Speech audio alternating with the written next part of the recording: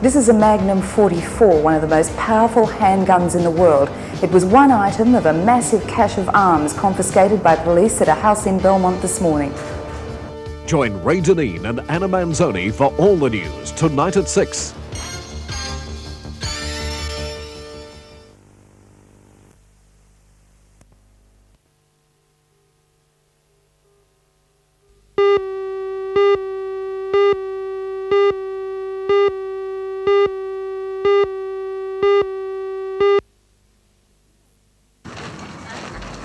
The two-day visit to Newcastle began today with an obligatory visit to the koalas enclosure at Blackbutt Reserve. The Japanese have a special fascination for the cuddly creatures, but the visitors had to be content just to pat them today, as a number of people have been scratched by the koalas.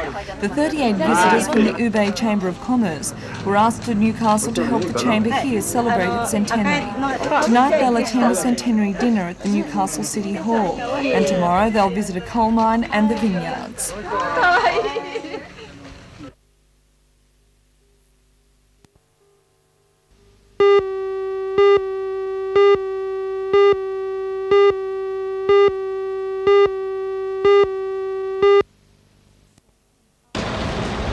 After a number of alternatives, the Chamber of Commerce decided to give Newcastle a park.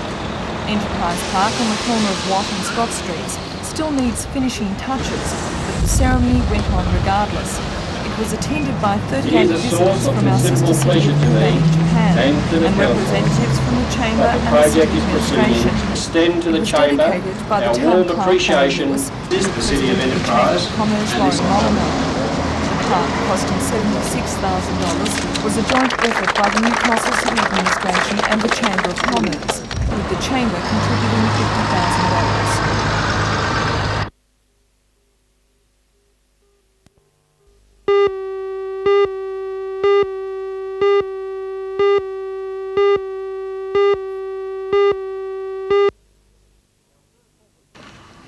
Pomp and ceremony took over at Newcastle Police Headquarters briefly today as the men were honoured at the medal presentation. 4 officers were awarded the National Medal for 15 years diligent service. 7 men received the clasp to the National Medal, which denotes a further 10 years hard work with the force. A small number of guests, local parliamentarians and dignitaries and police officers were present as the Superintendent of the Newcastle Police District, Superintendent Gibson, made the awards. Superintendent Gibson retires at the end of the month after more than 40 years service. He was honoured today with the National Medal.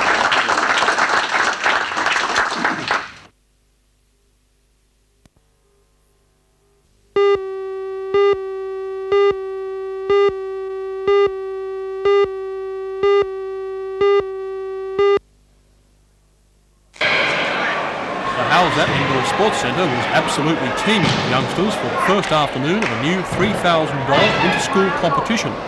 Indoor soccer, netball and cricket will be contested each Wednesday of this first school term. It's the first time that so many indoor sporting teams have competed on an inter-school basis. Initially, 5 schools are participating thanks largely to the footwork done by Howzat's General Manager Bill Wayne, who promoted the idea from the school heads through to the pupils. I suggested he no doubt had plans to make the competition a long-term venture. We hope it'll be a long-term thing. It really depends on how we manage it and how the schools enjoy it. We hope it'll be a 3-term thing too. In fact, we are going to propose it to the East and West Lake schools in term 2 and 3, and then have it back here for the Newcastle Zone schools in term 1. That's excellent. That's what I want.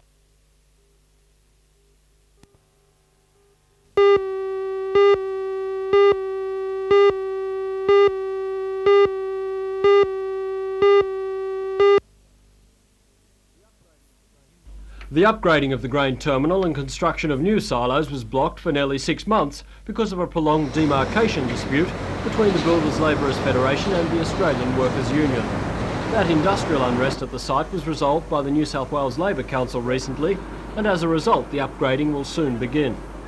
Premier Rand says the new contract will be undertaken in accordance with the Building Code of Contract, adopted by the state government earlier this month. Transfield will build the new $5 million concrete storage bins. According to the Grain Handling Authority, The upgrading will significantly increase the state's capacity to export grain and should be completed in time for next season. The work involves the general automation of the plant, increasing the silo capacity by 30,000 tonnes and improving environmental and operating controls. The work will enable the terminal to export over 3 million tonnes of grain each year, which is just over half the state's annual exports of 5 million tonnes. According to the GHA, the state's grain harvest is continuing to grow each year, and this new work will help to improve our reliability and reputation as an exporter overseas.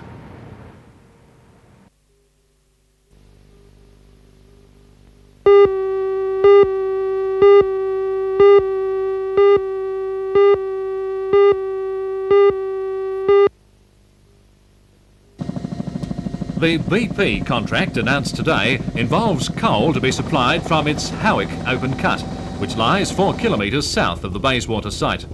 BP Coal says it will invest $110 million in the erection of a huge dragline, the construction of a new coal preparation plant, coal handling facilities and other infrastructure. The Howick mine has been in operation since the mid-60s, supplying coking coal for export. The Electricity Commission contract will enable the company to exploit lower quality steaming coal deposits in its holding there.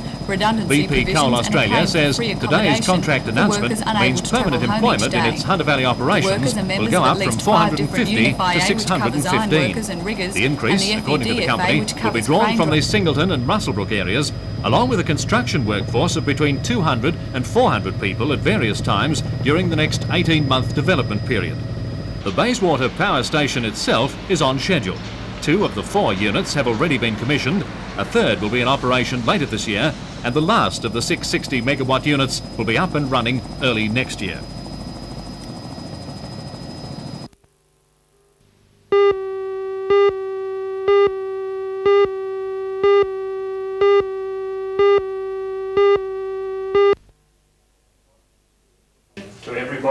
It was a small but determined group of concerned citizens at last night's Defence Committee meeting. However, more than 300 people had assembled at Wednesday night's meeting, with Area Director for Education Alan Beard and Local Member for Parliament Alan Walsh. And it was the results or lack of them from that gathering that came under discussion. It was then voted to send a telex today to Premier Rad and Minister for Education Mr Cavalier, seeking an urgent meeting with representatives from those groups opposing plans for co-education on the grounds of misrepresentation by their local member. A similar telex will also be sent to the state opposition leader and the shadow minister. President of the Defence Committee Trevor Sedwell says that numbers are growing in support of their side in the long-running dispute. The opposition is extremely strong, and most strong within the local media has supported. The Minister for Education, Mr Cavalier, said that he made the decision to amalgamate the 2 schools because he had community support. Is this true? That is not true. The figures that were initially submitted to the Minister are not truly representative of this community's feelings. Some of the facts that have come to light from the initial promoters of this move has shown that there was such a minority number of people that moved it, they could hardly be called as truly representative of this community. Just what action do you hope to get out of the plans that you have tonight to see the Premier Anne? We would like to have a fair hearing with the State Premier to advise him just what the feelings of this community are and what repercussions it is having on this electorate, which we're sure he's not aware of at the moment.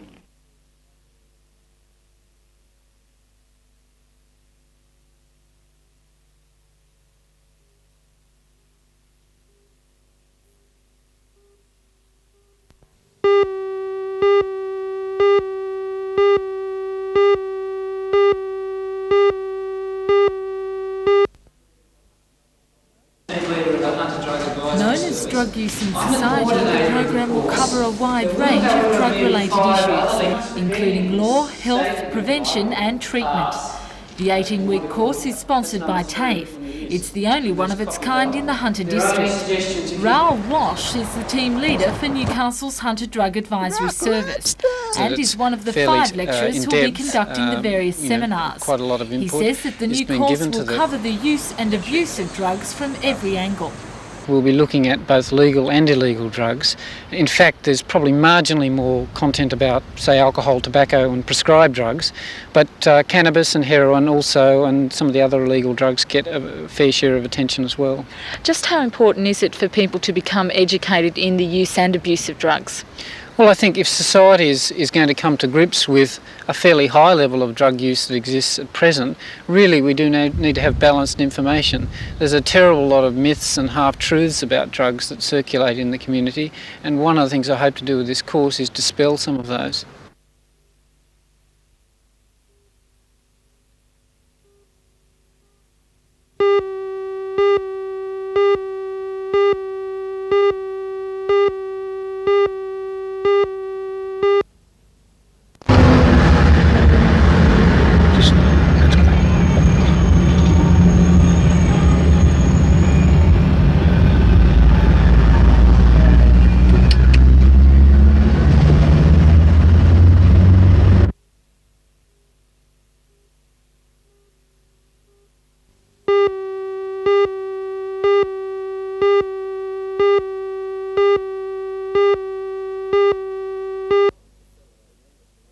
On for a fellow like Randall for another Newcastle has a direct connection with Australia 3. My brother Randall is on starboard winch grinder on Australia 3.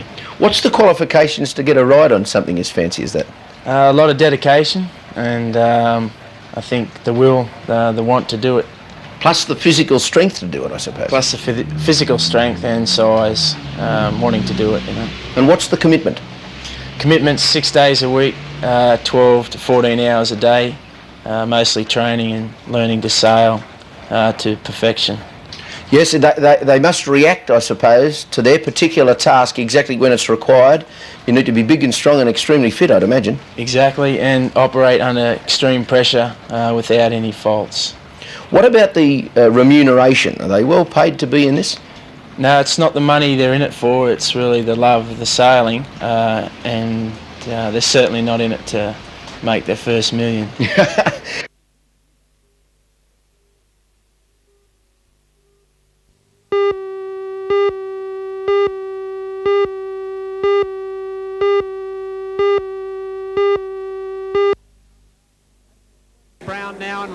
National champion Paul O'Neill and former champion Alan Butcher will line up in the Pit Crew Grand National Masters along with Queensland's Mick Rowell and a host of top local drivers, including state super sedan champion John Pine in the $1,000 First Prize Classic, which will be contested over a series of heats and a 25-lap final. England's Peter Carr and Sean Wilmot will be two of the big names in solo racing, with state champion Stephen Davies having his final race meeting before leaving Australia for the season in the British League. In the sidecars, Queenslanders Norm Tetry and Nev Varley will certainly put the locals to the test in their final hit-out before their championships next Saturday night. They got out of it beautifully. Their experience showed there.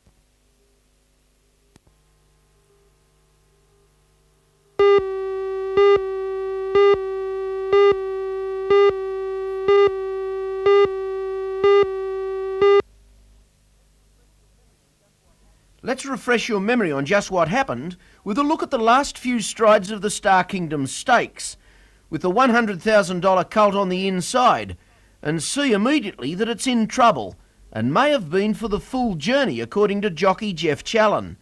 It was certainly lame when it pulled up, and the worst was thought to be the case, a broken pedal bone. All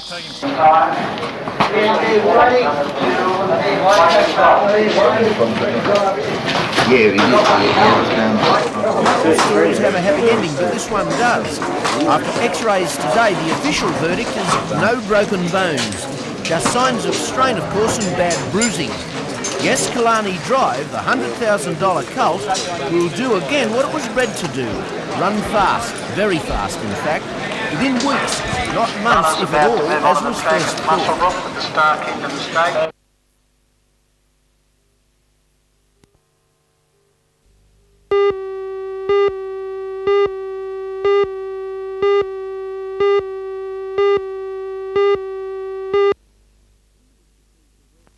Lindemans achieved a rare result. Their 1973 Hunter River Burgundy bin 4810 won 3 trophies altogether, the best red wine, the best burgundy and the best red burgundy of the show, and as well their 1968 Hunter River White Burgundy bin 3470 was named the best white burgundy in aged vintage classes. Nearby Vignerons Tyrrell's had the best champagne in the Prestige Wine Show. But the big win was that achieved by small winemaker Sutherland's, which brought the coveted State Bank trophy for small producers back to the Hunter after 2 years away at Griffith and Mudgee. For owners Neil and Carolyn Sutherland, the win by their 1985 Chardonnay is the result of a firm commitment to the production of only top-class wines.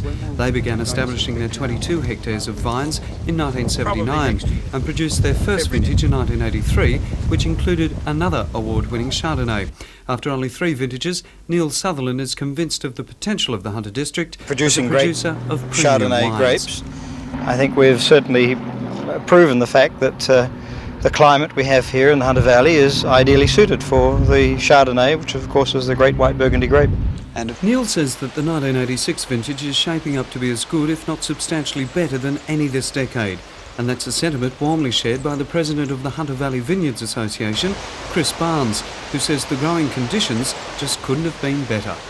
Well, it's embarrassing. Again, after 83, 84, 85, again we've got a very good vintage here in the Hunter, and it's amazing that winemakers like to brag about the most recent vintage.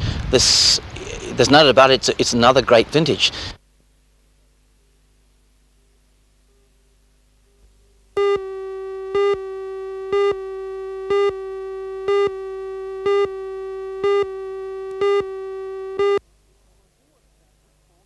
You want to count. This sport is practically brand new to Newcastle.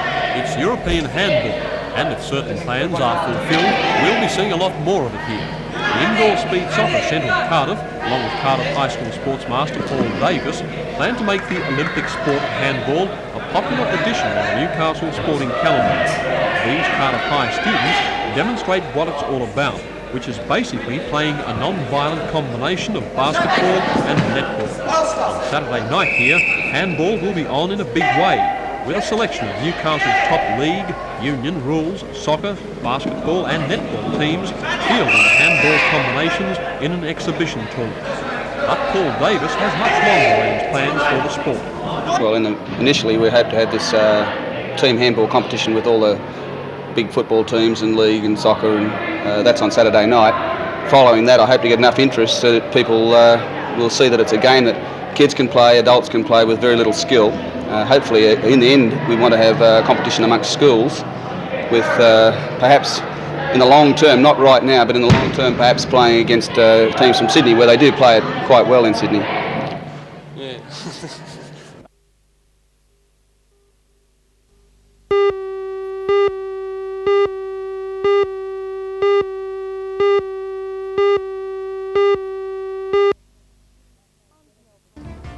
I'm Janelle Provost. Like most relatively new machinery, the stackers and reclaimers at the Kooragang Coal Services are still under warranty. But that warranty finishes in the middle of the year, and before it does, the Kooragang Coal Services invited the manufacturers of the machinery to come over and take one final look. Join Anna Manzoni and John Church for all the news tonight at 6.